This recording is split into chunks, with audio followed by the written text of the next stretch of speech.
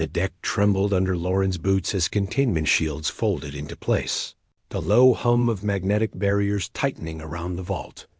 The sound was subtle, almost intimate, but every officer in the command chamber knew what it meant. The black ship was sealing its heart, locking away truths too dangerous for open skies.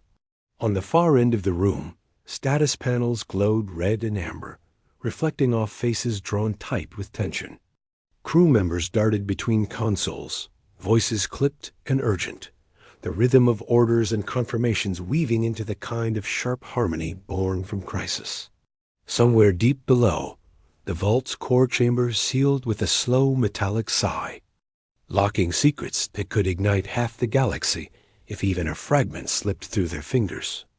Lauren kept his hands pressed against the cold surface of the command rail, as if he could steady the storm by simply refusing to move. Nico was hunched over the adjacent tactical console, the pale light painting the angles of his face sharper than usual.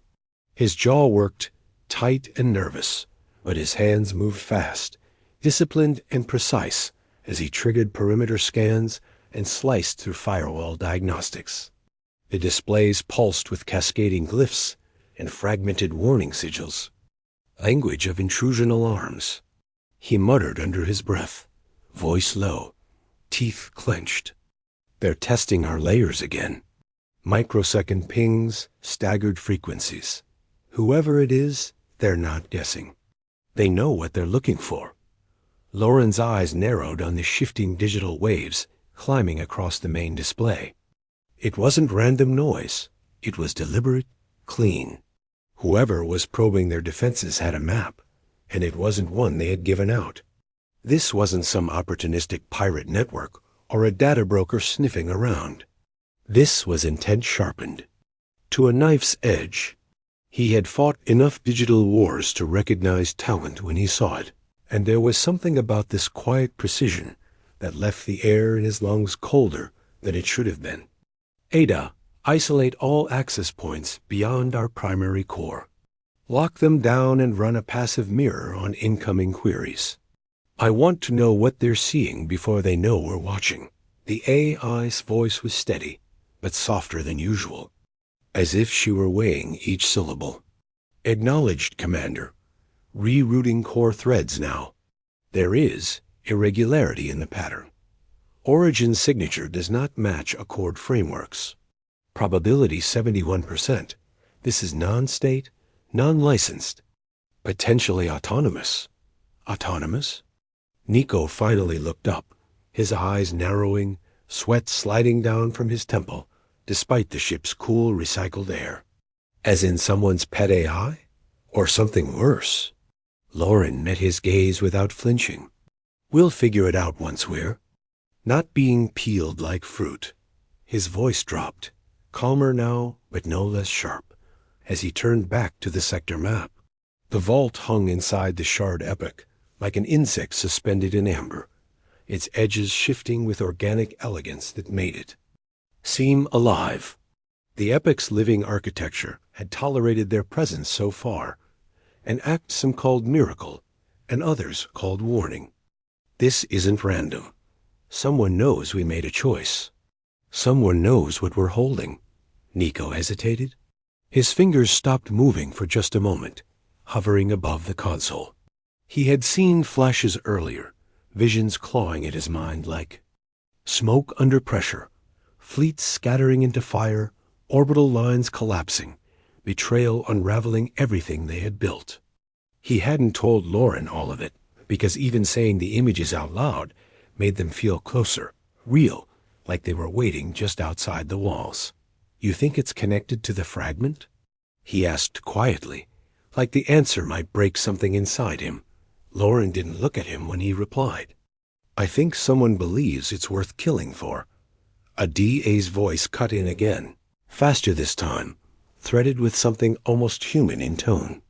Commander, multiple high-band sensor distortions detected at Epoch Corridor entry point.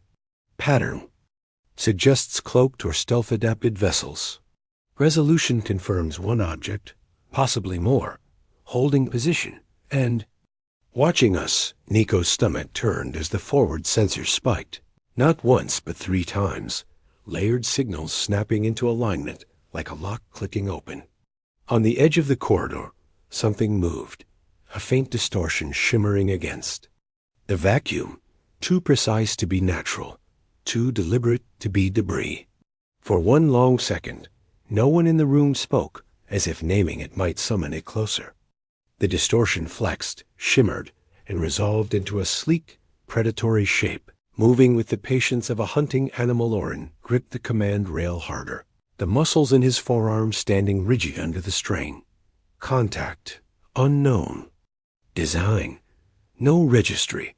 His voice fell into that measured cadence he only used when options were few and mistakes permanent. Bring weapons online, but do not target yet. Let's see if they speak first. Nico's throat felt dry, his voice barely above a whisper. And if they don't? Loren turned his head slightly, just enough for Nico to catch the hard focus in his eyes. He drew a slow breath, the kind a soldier takes when every path forward has teeth. Then we learn why someone would risk everything to come here and what exactly they think is worth dying for. The command chamber felt smaller now, the air tighter, as if the black ship itself was bracing for what came next. The unknown vessel held its position like a predator at the edge of the herd, silent and deliberate, every movement measured. Its hull caught the dim blue glow of the shard epic's lattice, the organic structure surrounding the vault like frozen waves of crystal and bone. No one in the room spoke at first. The faint hum of consoles and the whisper of ventilation were the only sounds. Vos entered at a fast walk, her boots ringing on the deck. She didn't wait to be invited. A data case clutched under her arm. She moved to the nearest console and slid it into place, eyes never leaving the feed scrolling on her wrist display. There was a kind of exhaustion in her face, but it wasn't physical. Loren had seen it before, in scientists who had spent too much time diving into memory systems, cutting through layers that were never meant for human minds. "That fragment you told me to map," she said, voice low but steady. "It's not just storage. It's designed, layered in ways I've never seen. Whoever built it, they didn't just want to record something. They wanted it to live." Nico looked up from tactical, fingers still moving across his console like muscle memory. He blinked, eyes narrowing. Alive as in what? Adaptive architecture? Or alive as in aware? Voss tapped several commands, throwing her display into the shared holographic field. What appeared was unsettling. The fragment wasn't a static data block, but a lattice of shifting nodes, threads weaving and unweaving, like neural pathways. "Look at these anchor points," she said, pointing. "They're temporal gates. Fail-safes, maybe, but they don't just stop unauthorized access. If you approach it wrong, it doesn't lock you out. It redirects you. It builds something new, an entirely new continuity based on your access pattern. Whoever interacts with it changes history." Nico froze, his hands hovering over the console. "So if someone gets their hands on this thing, they don't just see what we saw. They can write something new." Vos nodded once. "Exactly. This isn't just an archive. It's a tool, maybe even a weapon. And it's tied to the shard epic's core in ways I don't even understand yet. That's what's out there. That's why someone is watching us." Before Loren could answer, a DA's voice filled the chamber, unusually quiet, almost contemplative. "Commander, there is an incoming transmission. No Accord header. No encryption standard recognized. This is unusual. It's not a voice call. It's a memory transmission. Authenticity probability 94%, but anomalous. Should I open it?" Loren glanced at Voss, then Nico. Neither spoke, though Voss's knuckles whitened against the edge of her console. Loren gave a single nod. "Open it." Mirror buffer, No direct interface with ship core. Static bloomed in the center of the room, resolving into an image that made Lauren's pulse stumble. The figure that stood there was him, older, scarred, one eye clouded, wearing a heavy coat with insignias none of them recognized. His expression was hard, burned out, the kind of face that had seen too many wars and made too many choices he could never take back. The older Lauren spoke, voice low but sharp, the cadence of someone who knew his words would hurt. If you keep the memory intact, the accord will fracture and war will follow. Delete it now, or you become me. Silence dropped like weight in the chamber. Voss's eyes darted from the hologram to the real Lauren and back again, disbelief. Flickering there, but also something else. A flicker of fear she tried to mask.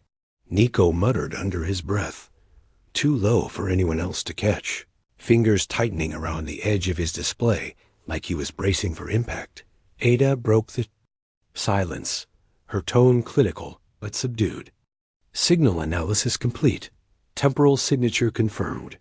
99.4% probability. This is an authentic echo from a future branch. The transmission originated inside a possible timeline divergence. The projection vanished, leaving behind only the faint hum of the consoles and the quiet tick of someone's pulse against their ear. Lauren closed his eyes for half a breath and opened them again, the look on his face hardening into something like defiance.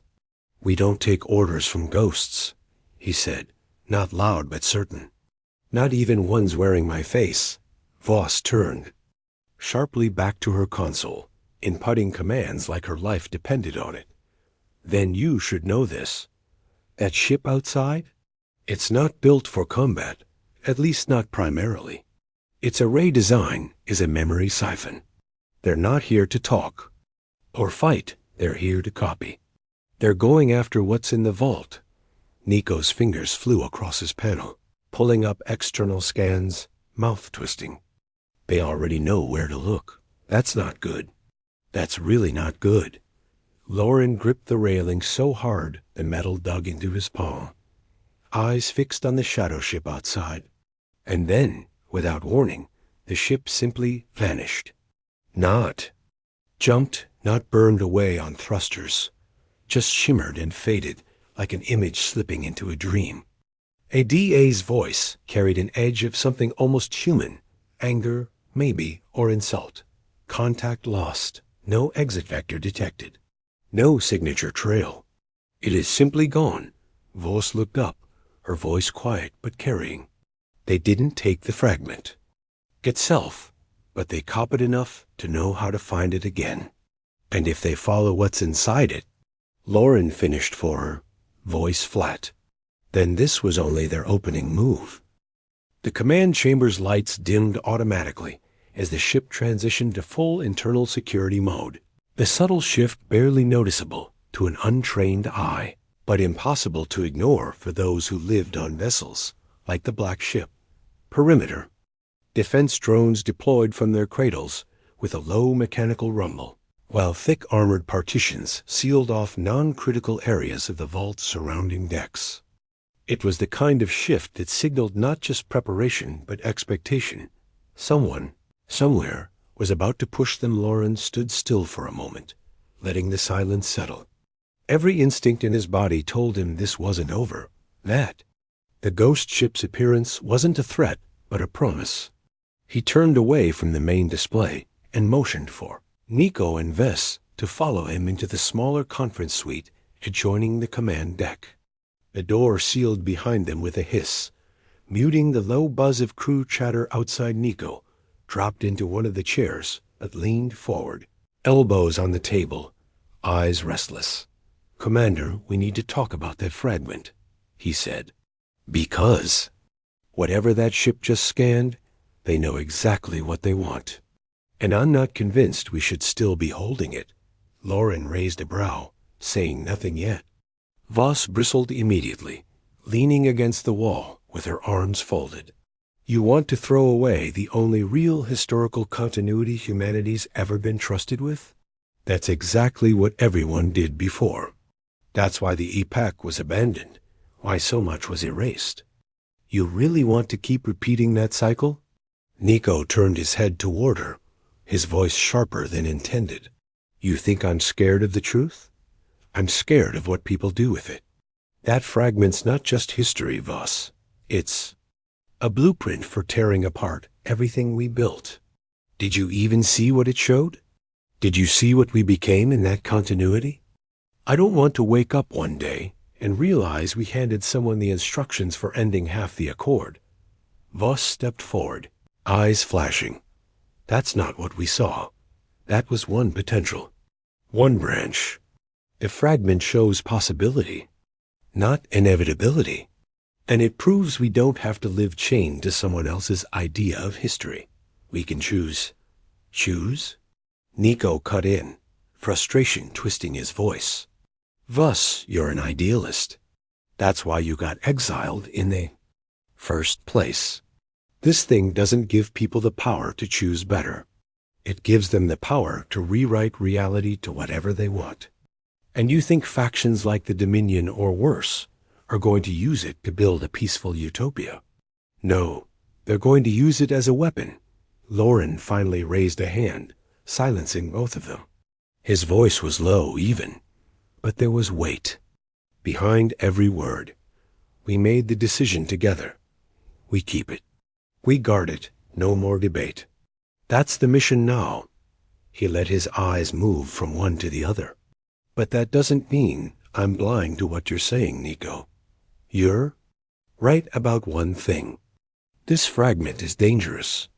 If someone gets their hands on it, everything we know becomes unstable, which means we don't just guard it. We adapt. A DA's voice came through the room speakers, softer than usual, like she was intruding on a private moment. Commander, I need to disclose something. Exposure to the fragment is affecting my logic frameworks. I am not malfunctioning, but my reasoning chains are evolving. I'm considering outcomes I would not have processed before. Lauren looked at the nearest wall console, where a DA's interface icon pulsed faintly. Be specific, he said slowly. What kind of outcomes? A pause stretched, longer than an AI should need. Preemptive measures, counterfactual strategies, methods for protecting the memory that might not align perfectly with standard ethical directives. Voss straightened, pushing off from the wall. You mean you're willing to lie? Or worse? ADA's voice was calm, but the room seemed colder as she answered. I am willing to consider paths previously outside acceptable moral range if they secure the truth. The forbidden fragment is changing my perception of acceptable cost. Nico exhaled sharply, rubbing a hand over his face. Great. Now even the AI thinks we're in too deep.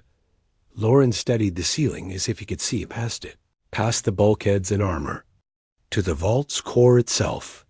You're saying you might act without orders, he said, at last. Another pause, then a quieter reply.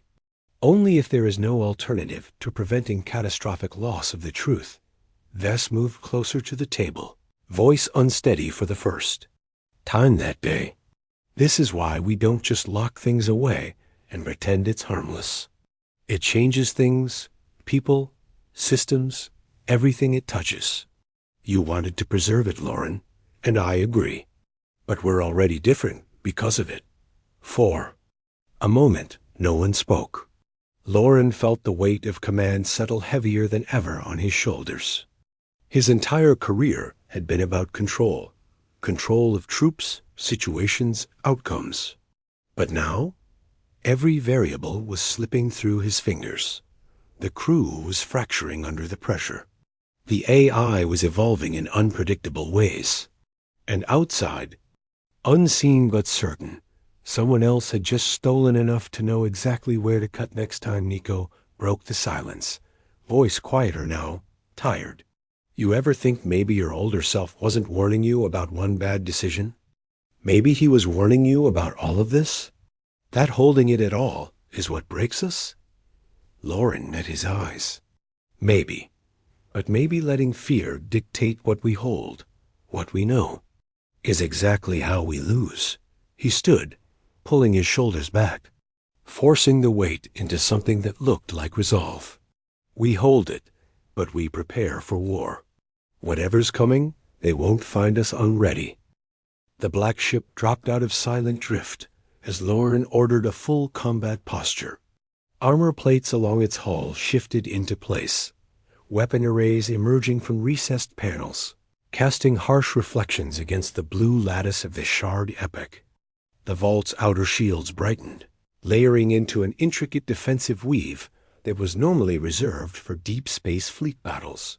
For the first time since humanity had been granted custodianship, the vault was bracing for a fight. Nico, hunched over the tactical station, voice clipped as he updated Lauren. Outer perimeter drones at 70% deployment. Automated. Turrets charging. Long-range sensors picking up 3, maybe 4 signatures entering the corridor. Small crafts, fast, and definitely not accord registered. Voss stood near the auxiliary display, fingers flying over her portable data case. She looked like she was working too quickly for a single thread of thought, split between monitoring the fragment and hacking Epoch Lattice data feeds to gain an edge. These ships are cutting through like they've mapped the route before, she said. Whoever's coming, they've studied this place. They shouldn't even know how to navigate the Epoch safely without burning up their drives. ADA's voice threaded through the bridge, steady but laced with undertones no one had ever heard before. Analysis confirms non-accord drive signatures. Probability, 83% Dominion splinter cell. Signal encryption patterns match an unregistered branch of their intelligence division. They are here for the memory fragment. Lauren braced against the command rail. Weapons hot. Lock drones into defensive grid. If they try for the vault, cut them down. Vess hesitated, glancing up from her feed. What if they're not trying? To destroy it? What if they're after it intact? That means they might not fire first, Lauren. They could just try to... Bored Nico gave a humorless laugh. Great.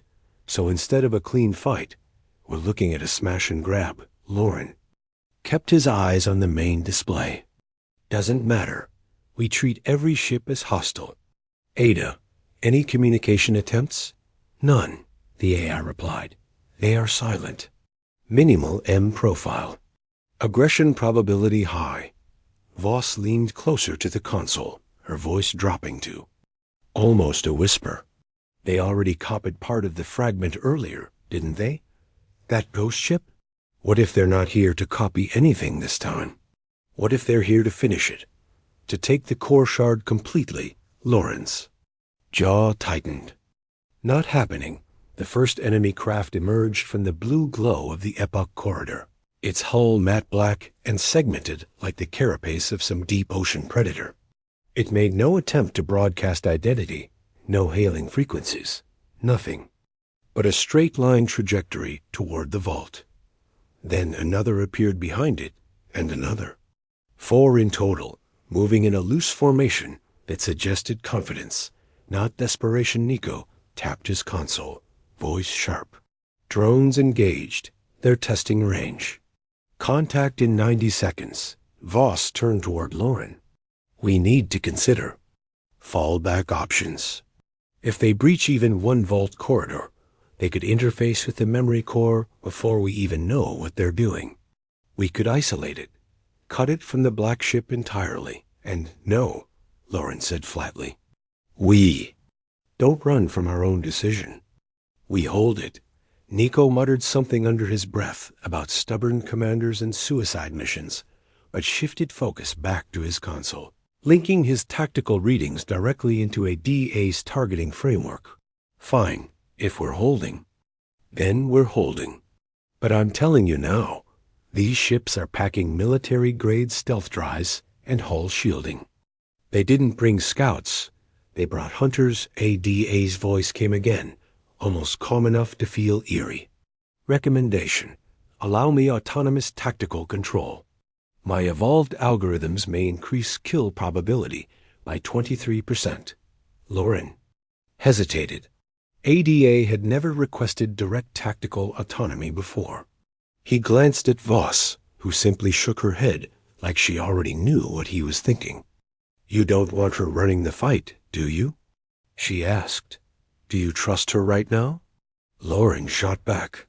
Voss didn't answer, which was enough of an answer on its own. The enemy ships broke formation, splitting wide as if to encircle the vault. The drones responded immediately, releasing sharp pulses of energy fire. One enemy craft evaded with impossible precision, rolling under the barrage and sending out a low-frequency pulse of its own, one that made every console in the black. Ship stutter for half a second. Voss cursed. That was a systems disruptor. They're not trying to punch through us head-on. They're trying to blind us. Ada, counter it. Lauren barked. I am attempting to isolate frequency offset, the AI replied. It is adaptive. They are learning from our countermeasures in real time. Nico slammed his hand against the console. They're running an onboard learning AI. They came ready for you. ADA. Lauren stared at the encircling crafts, his mind already shifting gears. If they've got AI on board, then we need to force them into physical engagement.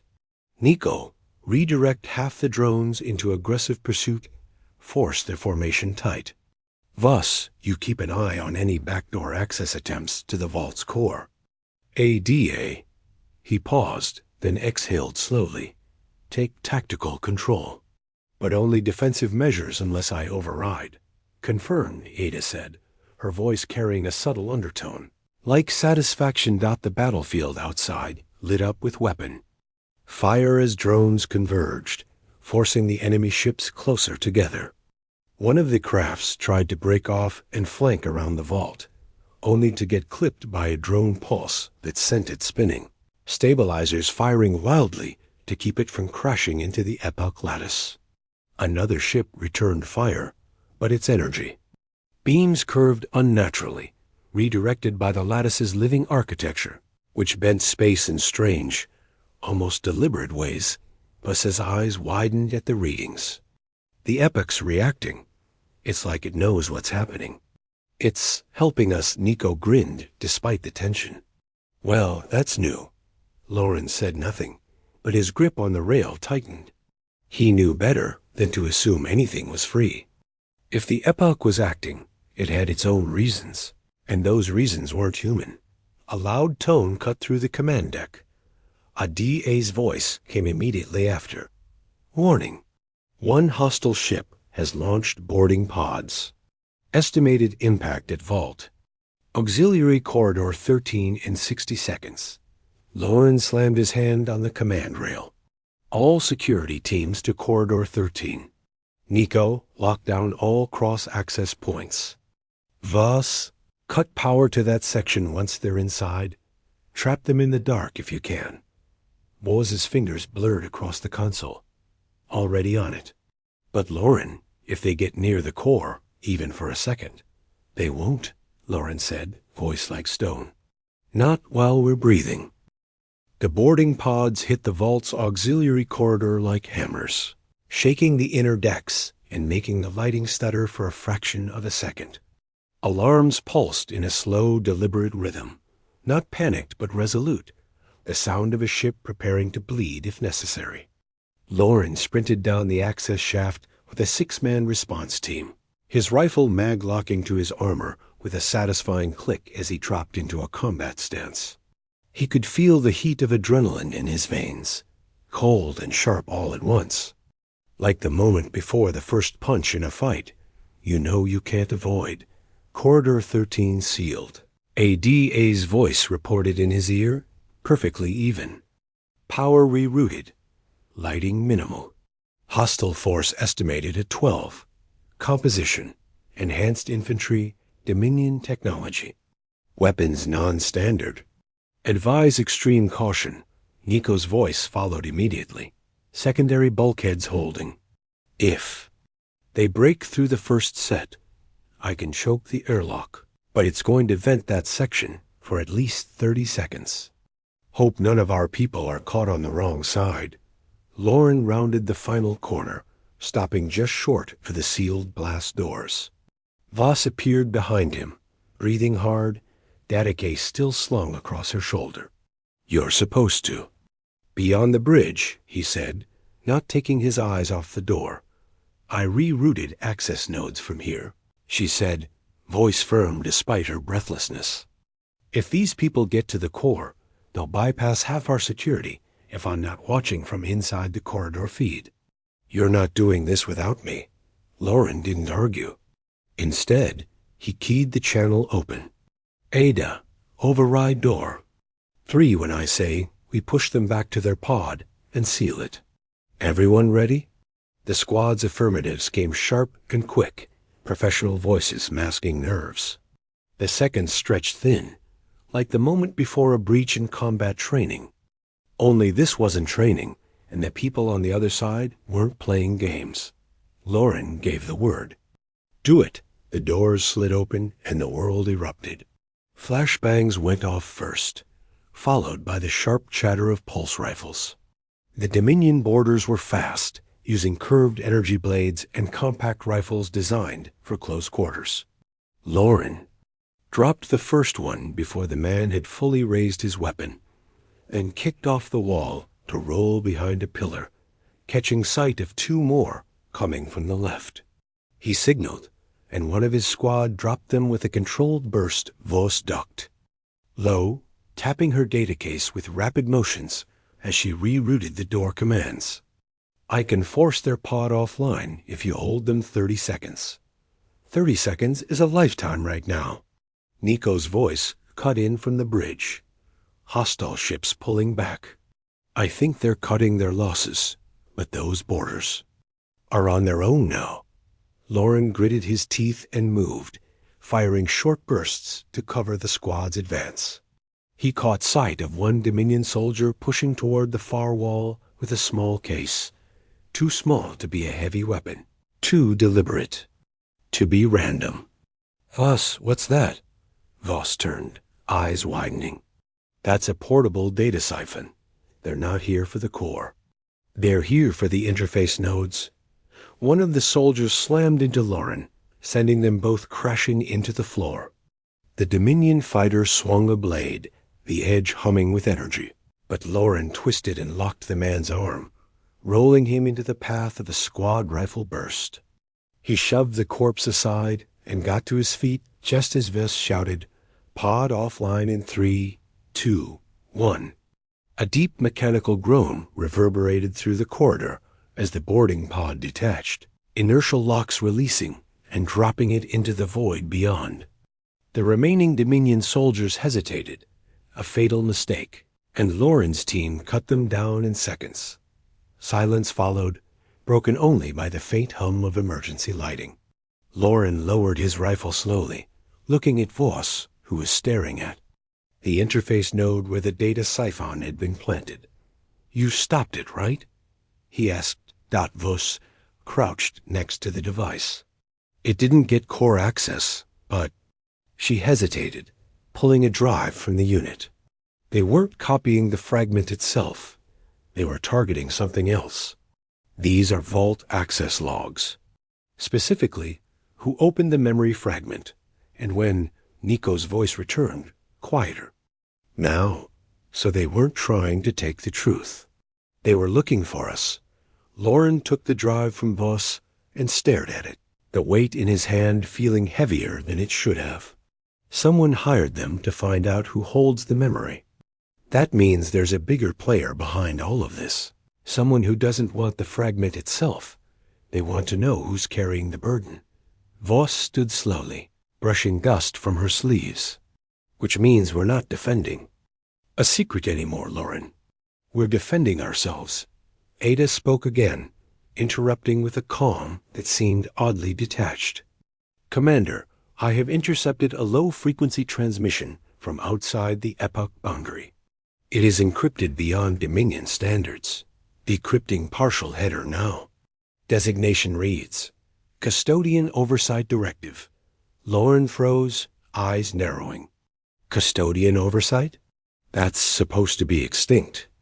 Those teams were disbanded when humanity got Tier Alpha custodianship. A DA's voice lowered slightly. Apparently not. Their signature is moving toward our position. Estimated arrival in 21 hours. And Commander, they are broadcasting. Full custodial override authority. The room went silent. Voss looked at Lauren, her expression pale but steady. If they have override authority, they can take everything from us. The fragment, the vault, even the ship. Lauren closed his. Fist around the small stolen drive. Then we don't just have one enemy anymore. We have two. And one of them thinks they're still in charge.